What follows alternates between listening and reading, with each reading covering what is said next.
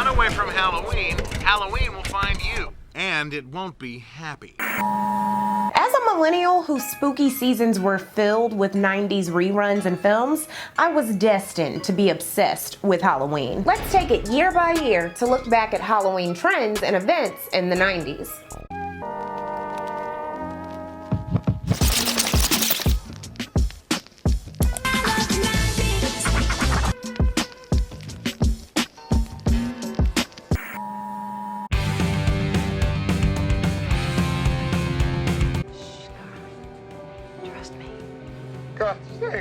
It's for the best. Hey, please!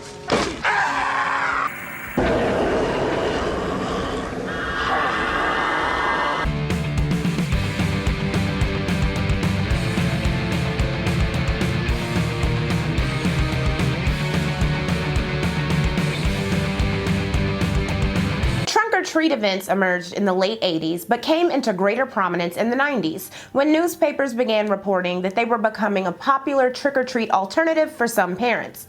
Instead of taking kids out into neighborhoods where it was dark and filled with careless drivers, parents could head to a sanctioned parking lot with their costumed children. Said one mother of 5 to the Sacramento Bee, "We know where the candy's coming from, so we know it's safe, and they're not out on the streets." Tragedy struck twice this Halloween when 2 accidental hangings occurred during venue attractions. In Toms River, New Jersey, attendees of a haunted hayride witnessed 17-year-old Brian Jewell, an employee, hanging from a tree. It was part of his usual stunt, but something went wrong and he asphyxiated himself. Callously, before Jewell was even buried in the ground, the haunted hayride reincorporated a gallows scene featuring a new hangman. His family privately settled a lawsuit with the owners of the company in 1994. 1 week after Brian's death in York, South Carolina, a 15-year-old named William Odom from Charlotte, North Carolina, accidentally ended his own life while wearing a pirate costume at a Halloween party in his aunt's basement. You know, Halloween is a very strange holiday. Personally, I don't understand it. Kids worshiping ghosts, pretending to be devils. Things on TV that are completely inappropriate for younger viewers. Things like the following half hour. Nothing seems to bother my kids, but tonight's show, which I totally wash my hands of, is really scary. Lastly, The Simpsons aired its first Halloween special during its second season. These anthology episodes would all eventually be entitled Treehouse of Horror. They featured 3 different stories and often parodied horror literature and films, while being more graphic than the usual Simpsons episodes. Some people were a little disturbed. Complained Tim Chavez in the Daily Oklahoman. Humor is subjective, but this rule must be modified when little kids are watching. On the Simpsons Halloween special, an evil force took over the family and the kids woke up grabbing knives saying, "Kill mom and dad." I love Bart and the Bunch, but that's too much, dudes. The first episode played with haunted house tropes, a Twilight Zone episode, and a comedic rendition of Edgar Allan Poe's The Raven, narrated by James Earl Jones. The Simpsons in general were a quickly growing phenomenon, and it was reported that Bart masks and Marge costumes were particularly popular in 1990. Marge wigs could be found for approximately $36. A Florida supermarket assistant manager was featured in the Sentinel Tribune for painting faces of the Simpsons family on pumpkins this year. And the Treehouse of Horror installments came to be some of the most popular features of the long-running series. A comic book series based on the episodes launched in 1995. Aw, you gotta be fucking kidding me. Come out, wherever you are.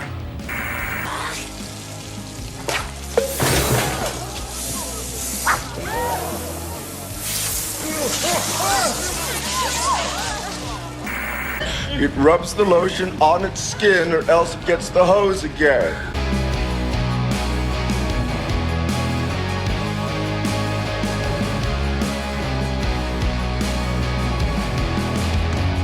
On October 27th of this year, meteorologists warned that a dangerous storm with unusual features would form in the northeast from Massachusetts to Maine. The next day, the short-lived Category 2 Hurricane Grace contributed to the formation of what was called the perfect storm. Thousands of people evacuated coastal areas before record-breaking waves flooded homes and businesses, even reaching as far as North Carolina. The storm didn't dissipate until November 2nd and killed 13 people. 6 of the victims were the crew of the Andrea Gale, a commercial fishing boat from Massachusetts captained by Frank William Billy Tyne Jr. Despite being warned of poor conditions, Captain Billy, desperate to get their catch back to port before it spoiled due to a broken ice machine, headed back inland. His final words, heard over radio, were, "She's coming on, boys, and she's coming on strong." The event inspired both a book and a movie, The Perfect Storm. Hoping to capitalize on the American public's growing obsession with Halloween, the Universal Studios amusement park launched Fright Nights as a 3-night event on October 25th, 26th, and 31st. It cost $8 to attend. In 1992, the event was rebranded at California's Universal Studios Park as Halloween Horror Nights in an effort to steal business from Knott's Scary Farm, which had been operating for nearly 20 years at the Knott's Berry Farm theme park. Reported Chris Woodyard in 1992, "One interesting publicity-driven twist is a promise to have a team of psychologists standing by to counsel overwrought guests." Be my victim.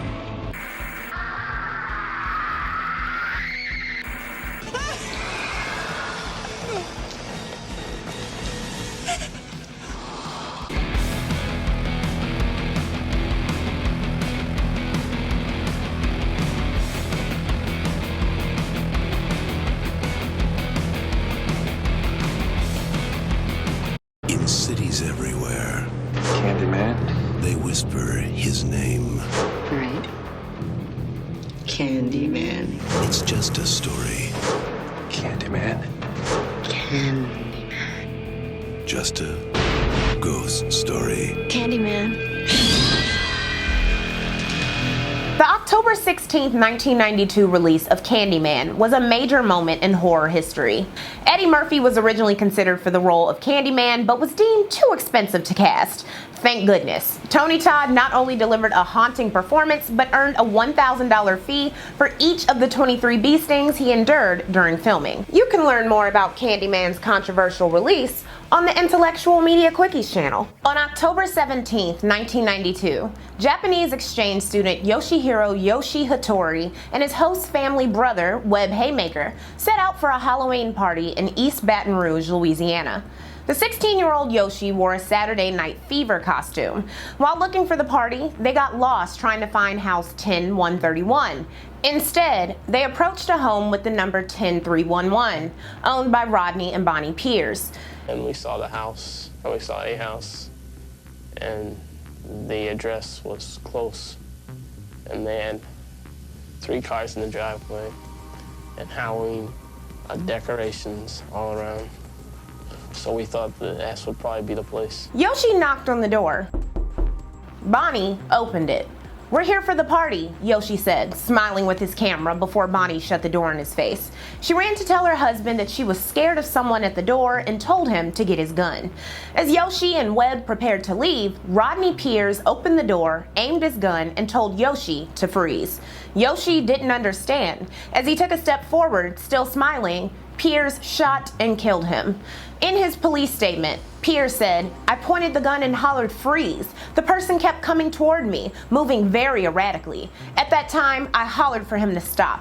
He didn't. He kept moving forward. I remember him laughing. I was scared to death.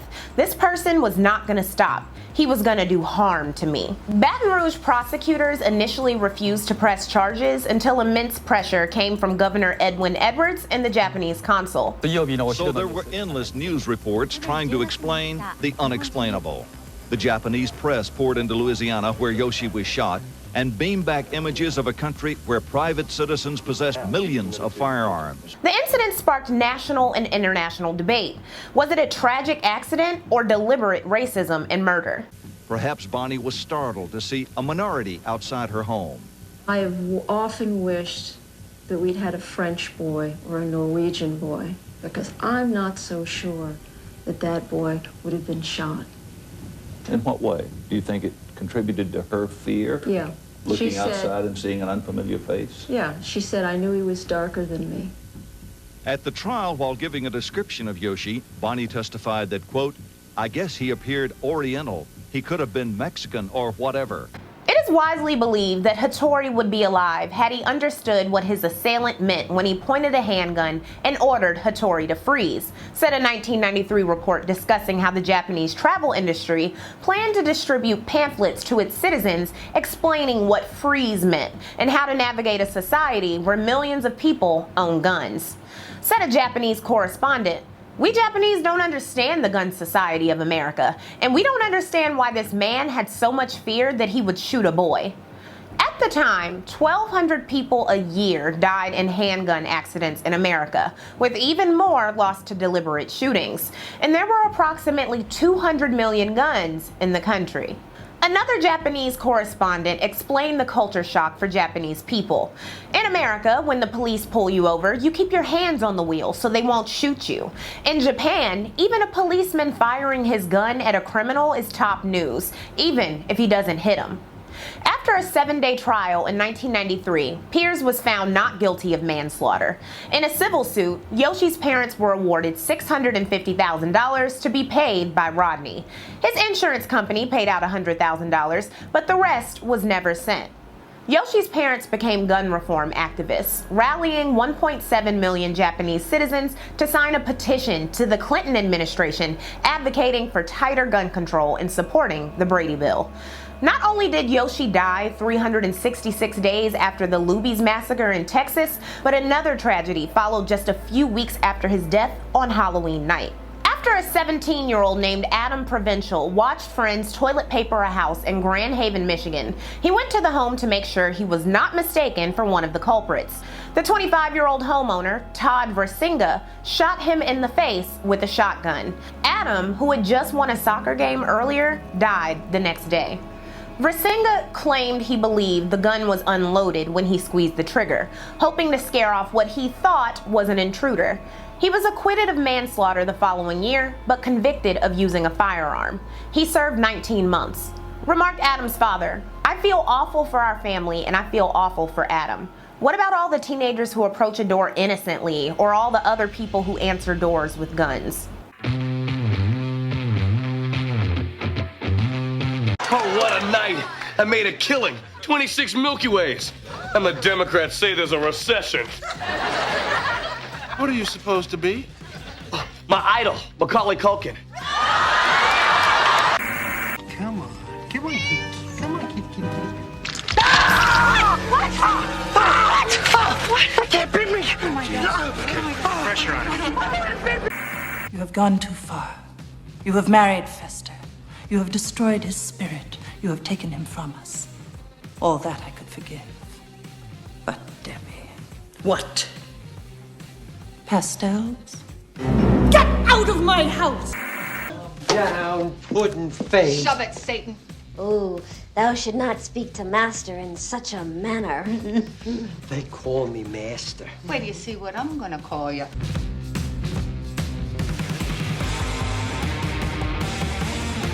The Halloween classic Hocus Pocus, starring Bette Middler, Sarah Jessica Parker, and Kathy Najimy as evil Salem witches, was widely critically panned when it debuted this year. Roger Ebert gave the movie 1 star, writing, of the film's many problems, the greatest may be that all 3 witches are thoroughly unpleasant. They don't have personalities, they have behavior patterns and decibel levels. A good movie inspires the audience to subconsciously ask, give me more. The witches in this one inspired my silent cry, get me out of here. Hocus Pocus went on to become a cult Halloween staple. Thank you very much, Roger. In the early hours of Halloween 1993, 23-year-old actor River Phoenix overdosed on a mix of cocaine and heroin outside popular hotspot The Viper Room in West Hollywood. The club was partly owned by Johnny Depp. Phoenix was there with his brother Joaquin and was due to perform with the Red Hot Chili Peppers. At Yosemite High School in Oakhurst, California, nestled, no joke, between Hangtree Lane, Spook Lane, and Black Road, it was reported on the 31st that Two teenagers wore Ku Klux Klan costumes and pretended to lynch another boy wearing blackface at a high school Halloween party.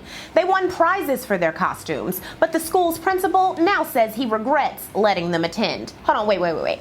It wasn't like a party in somebody's basement. It was a school-sanctioned party. I just wanted to make sure that was clear. All right. One 17-year-old told the news, they walked in and a lot of people were like, that's not nice. But a lot of people said, that's cool, like original. In Isla Vista, California, a weekend-long Halloween celebration that had begun in the late 1970s had grown so popular and rowdy that by 1992, law enforcement could barely keep up. Reported Lexi Pandel, people from Washington, Oregon, New Mexico, Colorado, Wisconsin, Arizona, Nevada, and all over California flocked to the area for the weekend-long celebration. Over 70 out-of-town schools were represented among the arrested and cited students. 1,090 out of 40,000 attendees, 95% of which were for alcohol violations. 2 people fell off the cliffs, including a teenager who fell 65 feet from the 6600 block of Del Playa. In 1993, local leaders launched the 5-year plan to crack down on Halloween in Isla Vista. This included banning outdoor music after 6 p.m., confiscating costume props that could be used as weapons, and restricting access to the neighborhood. Attendance dropped from 40,000 to 25,000 in just 1 year, and by 1995, the number had fallen to 1,750 and didn't recover until the 2000s. Admit it, Max. Opie almost scared you to death. No, Ray Jean, you're wrong. He did scare me to death.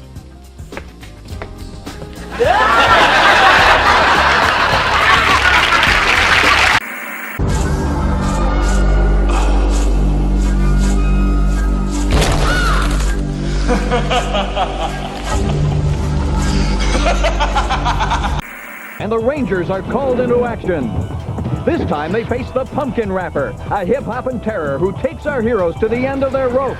Can the Rangers overcome this poetic pumpkin? Find out next on the Mighty Morphin Power Rangers.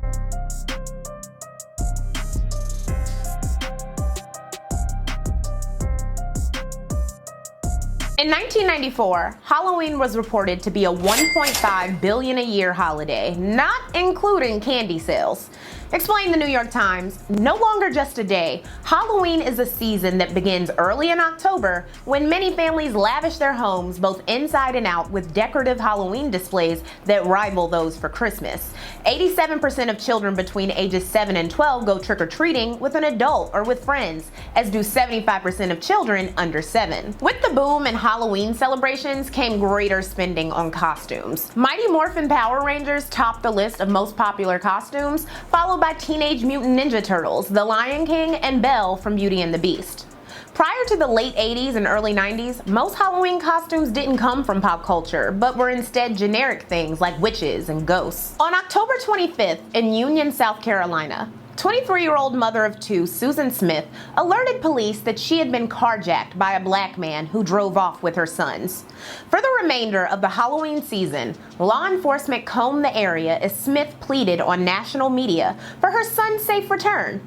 However, her story fell apart, and on November 3rd, she admitted to rolling her car into John D. Lake with the boys locked inside. After being quickly found guilty of murder, her lawyers worked to keep her from receiving the death penalty. Smith was eligible for the electric chair thanks to a provision included in the 1994 crime bill that expanded the federal death penalty.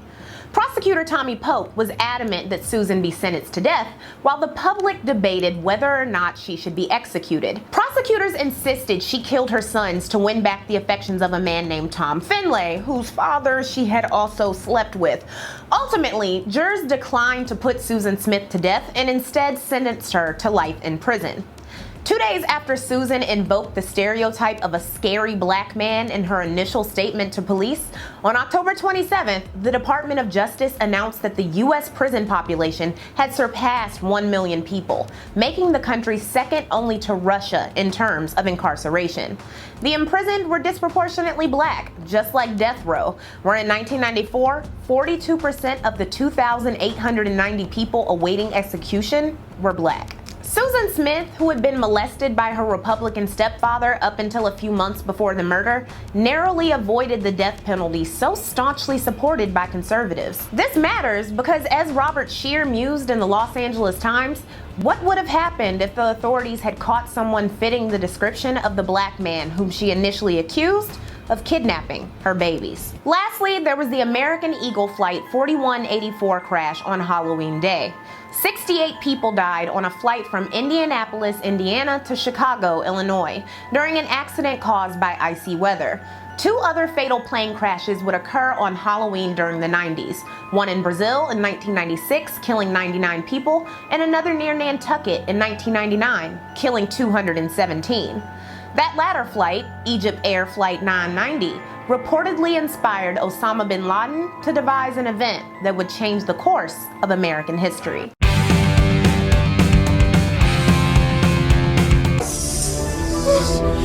Ain't no funeral home!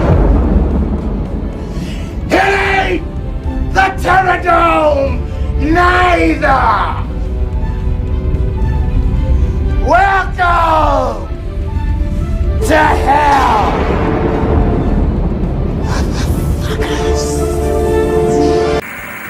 What's the matter?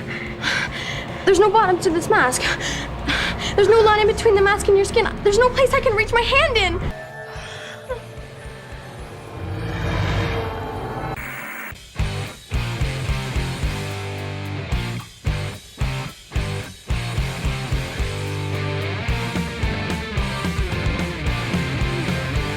On this year's Halloween, Cleveland Indians baseball player Albert Bell's Euclid, Ohio home was egged by teenagers. Why? They were mad that there was no candy. "We hear a bombardment of eggshells on my door, so I come outside and chase them," Bell told the Los Angeles Times. Bell then hopped into his Ford Explorer after telling a police dispatcher, "You better get somebody over here because if I find one of them, I'll kill them." Bell chased and struck one of the trick-or-treaters with his SUV. He was charged with reckless operation of a vehicle and fined $100. "Don't ring Albert's bell," reported newspapers.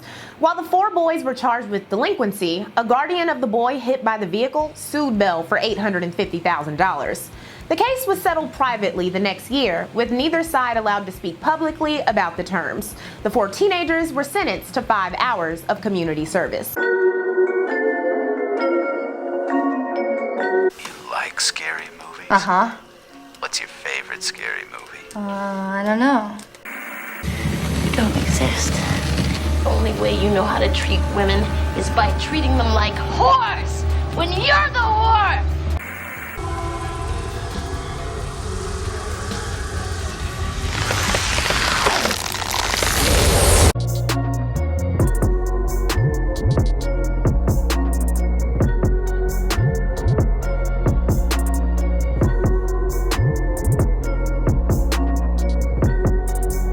Spooky season of 1996, one of my favorite comics, Batman: The Long Halloween, was first published. On Halloween Day, the Wisconsin Daily Pick 3 lottery numbers came up 666, which freaked out locals. "Halloween is nearing. Time to dress up as your favorite serial killer," announced the Chicago Tribune sarcastically, before detailing how one area costumer in 1996 was selling Unabomber-themed accessories, orange jumpsuits, fake beards, and plastic dynamite packs. Ted Kaczynski, who had been mailing bombs for nearly 20 years, killing 3 people and injuring dozens more, was finally caught in 1996. Halloween costumes had evolved from generic ideas like witches and goblins to include more pop culture and current events, for better or for worse. Lastly, it was reported that a 7-year-old in San Francisco was hospitalized after supposedly eating cocaine-laced candy, when in reality, he simply couldn't breathe through his costume's mask. A blood test revealed no cocaine or drugs whatsoever. Is that you? Man, you look good. I know. Hey, dog, your lipstick is smudged. Good looking out. My God, please! Open the door now, please! I'm coming. No, no!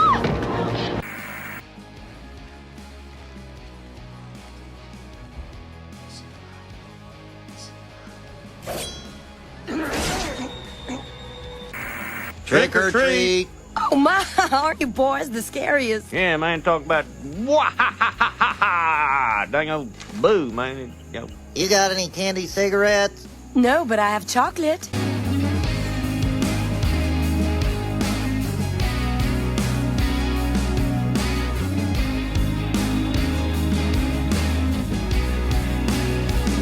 The Scream mask was a popular Halloween costume this year, thanks to the runaway success of the groundbreaking slasher film released the previous Christmas. Halloween was also on the rise over in France. Wrote Roger Cohen, "It seems clear that French Halloween is merely another sign of the growing power of American culture in France, where fast food restaurants, American movies, reverse baseball caps, and American basketball stars play an ever larger part in national life. Attempts to defend French language and culture have proved increasingly vulnerable to this onslaught." French candy makers and companies eagerly latched onto the lucrative new holiday, especially after the Orange Ola phone campaign by France Telecom, which promoted the delights of Halloween. On October 24th in East Granby, Connecticut, a woman suffering injuries from a hit-and-run accident was mistaken for part of a haunted house attraction. Thousands of visitors walked or drove by while she bled out and died on the sidewalk, reported the Hartford Courant. One passerby, Gail Fulton, later told police he thought he saw the woman, identified as Kimberly Katrinos, reaching up from her position prone on the ground. He kept on walking. The danger of nighttime travel during Halloween season felt especially urgent that year. The Centers for Disease Control and Prevention reported that findings indicate that the number of childhood pedestrian deaths increased fourfold among children on Halloween evenings when compared with all other evenings. The CDC issued a series of safety recommendations that parents and children should follow to make trick-or-treating safer. In New York City in 1997, rumors swirled around public schools that new prospective members of the Bloods gang would carry out their initiations on Halloween by slashing people at school or while they were out trick-or-treating. A wave of fear allegedly swept through the city, and many parents kept their children home. Half of the city's 300,000 high school students didn't show up on Halloween. Though no violence occurred, reported Jack Steinberg, while attendance at the city's public schools is traditionally lower on Halloween than almost any other day in the school year, principals and teachers described yesterday as among the most sparsely attended school days in recent memory. At the city's elementary and middle schools, only 63% of students were in class yesterday, 16 percentage points fewer than last Halloween, and 26 percentage points fewer than most other days. Shortly before October 8, 1997, someone placed a pumpkin, estimated to weigh 60 pounds, on the lightning rod atop the 173-foot McGraw Tower at Cornell University in Ithaca, New York. It was unclear how anyone could have done so without being seriously harmed or injured, reported the New York Times. While there is a staircase leading to the tower's chimes, open to the public at specified times, and a small service hatch above the bells that opens to the bottom of the slanted roof, the prankster would have had to scale an additional 20 feet of the very steep roof to reach the bottom of the lightning rod. Joking about the average wealth of the student body, librarian Ellen Ingersoll suggested one of the students got a helicopter from their father and borrowed it overnight. In true 90s fashion, the pumpkin earned its own dedicated webcam and website, along with a flurry of media coverage speculating whether it was even real.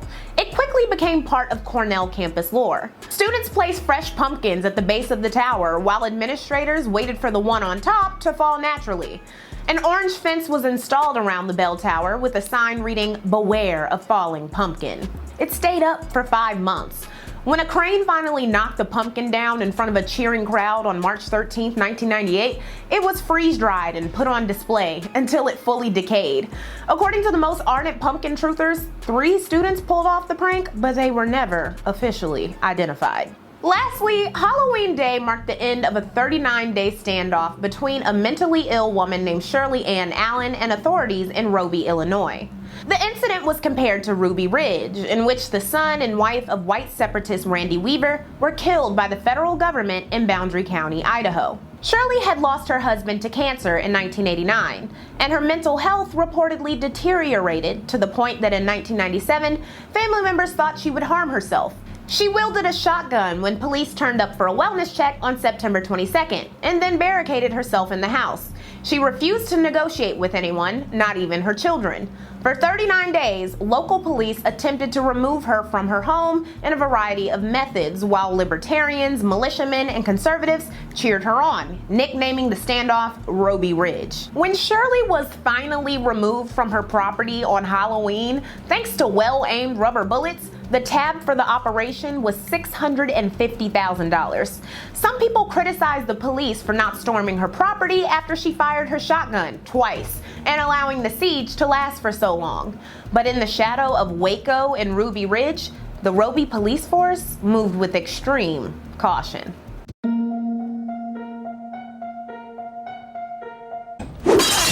What are you doing? Ah! What would Martha Stewart say? Fuck Martha Stewart! Martha Stewart can kiss my shiny plastic. I think something's taking over our school. Body Snatchers is a story somebody made up, dingus. It's located in the fiction section of the line. Yeah, and so is Schindler's List. Look, all fiction is based on some truth, right? The locked door, the scary janitor, the bloody warning, and our soon-to-be first victim. Me? Why me? Well, Kenny, it's certainly not going to be any of us. What are you doing?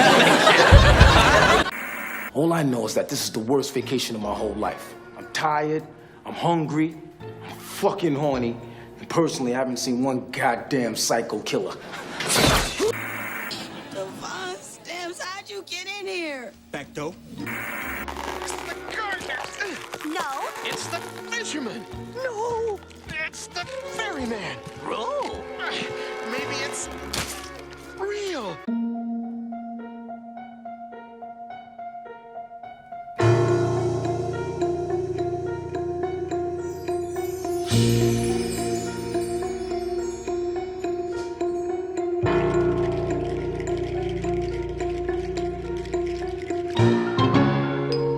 This year, American History X was released on Halloween weekend, hopefully stopping a suburban white teenager or two from wearing a Nazi or KKK costume, but you know, probably not. In this film, which explores the lives of two Nazi brothers, William Russ took a break from playing Corey Matthews' father on Boy Meets World to spew racism at a very different dinner table. Speaking of the teen comedy, the masterpiece Boy Meets World episode And Then There Was Shawn premiered this year, though not at Halloween.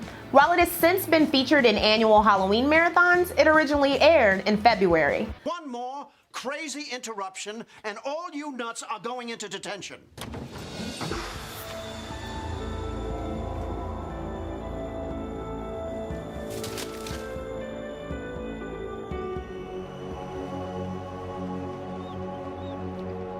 Oh, that's it. The plot involved most of the main cast being killed off in classic slasher fashion, parodying the teen horror movie craze that dominated the late 90s. Jennifer Love Hewitt, star of I Know What You Did Last Summer and its sequel, guest starred in the episode, likely because she was dating cast member Will Friedle at the time. The episode also included references to the new and wildly popular Comedy Central animated show, South Park. All right. You're the horror film expert. What's that? That's the sound of our beating hearts. It signifies our heightened fear and the fact that something horrible is about to walk in that door right now. Concerning the episode's gore and humor, director Jeff McCracken said, "There was concern from the network. They said to us, nothing can be graphic."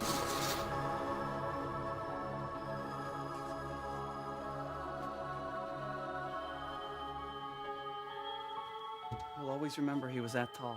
Another Halloween staple to drop this year was Scooby-Doo on Zombie Island, which Time Warner had commissioned after noticing Scooby was getting popular again thanks to Cartoon Network syndication. Screenwriter Glenn Leopold worked with producer Davis Doe to craft a spooky story set in New Orleans, featuring real supernatural zombies hunted down by the gang, reimagined as a television show crew with Daphne as host. Leopold had been given relatively free rein to experiment with the story, as Time Warner just wanted to capitalize on the direct-to-VHS format. Said a representative of Warner Home Entertainment, We have a library of franchises we know people love. Entertain the family without going to the theater and spending, say, $8 times 4. Scooby-Doo on Zombie Island dropped for $19.95 on tape in September, but debuted for the first time on Cartoon Network on Halloween Day. On my 5th Christmas, I received this movie on tape with a spanking new VHS player, and it scared the shit out of me. No wonder the Los Angeles Times warned in its review, some of the cartoon gruesomeness is too intense for very young viewers. My Nana, she ain't know that movie was gonna be scary, but she bought it for me for Christmas and I love her for it. Thanks, Nana. While kids, tweens, and teens were getting their fill of Halloween media this year, on Halloween Day, President Clinton signed the Iraq Liberation Act to begin disarming Iraq and removing Saddam Hussein from power. Iraq announced it would no longer cooperate with United Nations disarmament inspectors. In the Bronx, there was a tragic shooting over egg throwing, reported the New York Times. A 21-year-old computer programmer named Carl Jackson from the Bronx was driving his girlfriend and her son home from a Halloween party on Saturday night when a group of young men threw an egg at his car and then shot him to death after he confronted them. The paper elaborated that 2 people had also been killed over egg throwing in 1994 in Brooklyn and another in the Bronx in 1995. While the threat of Halloween pranks gone wrong still lingered, the fear of tainted candy, which had grown in the 70s, eased a bit in the 90s. In Orange County, California, hospitals and private practices announced in 1998 that they would no longer allow parents to have children's candy x-rayed for potential razors, a practice dating back to the 60s. Explained a reporter for the Los Angeles Times, the virtual elimination of the x-ray machine at Halloween comes in the wake of changes in how the holiday is celebrated. The growth of organized events, from school parties to church and shopping mall-sponsored festivals, has been fueled in part by parents haunted by fears that children let loose on the neighborhood streets could come home with tainted candy. I love you, Mom. Dad. Happy Halloween, Scaredy Pants. The name's SquarePants. It's SquarePants.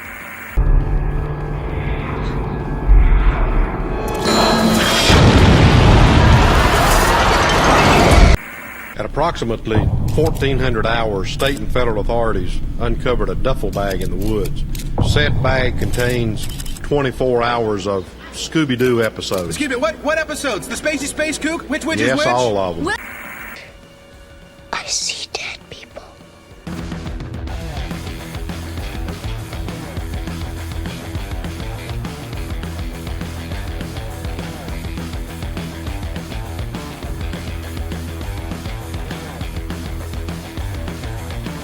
$1999 was the year Halloween sales were estimated to be $5 billion. And it's no wonder that popular mall retailer Spencer's Gifts purchased Spirit Halloween. At the time, the seasonal chain, which had launched in 1983, had 69 locations. Spirit grew in popularity and became increasingly ubiquitous in the following decade, as Halloween celebrations became more elaborate. The rise of Halloween, both at home and abroad, sparked concern for some. A report by CNN noted that in Mexico, many people felt Halloween, yet another American import, was overshadowing Dia de Muertos, or the Day of the Dead. Complained one author and environmentalist, Day of the Dead is a family day. Halloween is a superficial and commercial holiday. Fully fun Halloween tales. One comes with each Happy Meal you buy. From WCW wrestling costumes, Scream, Austin Powers, Teletubbies, and more. If you thought the satanic panic from the late 80s and early 90s had fully ended, think again. In 1999, there were reports about black cat sacrifices. Published the New York Daily News, Black Cats Beware. Long associated with witches, bad luck, and the dark side, black felines are often used for pranks, party props, and even satanic sacrificial rituals around Halloween. Some people feared that the practice could spread. The director of animal placement at the ASPCA warned, "This is a time when blood rituals take place. Black cats are often sacrificed." As a result, some animal shelters refuse to allow black cat adoptions during the month of October. Lastly, while hell houses were a common alternative to pagan Halloween fare for evangelical youth in the 90s, they were missing out on haunted houses, which were growing in number and becoming more elaborate. HauntWorld.com provided information about attractions across the country. That's it for this tour of Halloween in the 90s. You can get more fun and whimsical history about the 90s, and I love the 90s, my book of essays that accompanies the full series that you see on YouTube. You can also get the full book, Lectual Does the 90s, at my website and on Amazon. Thank you so much for watching, and I hope you like, comment, and subscribe.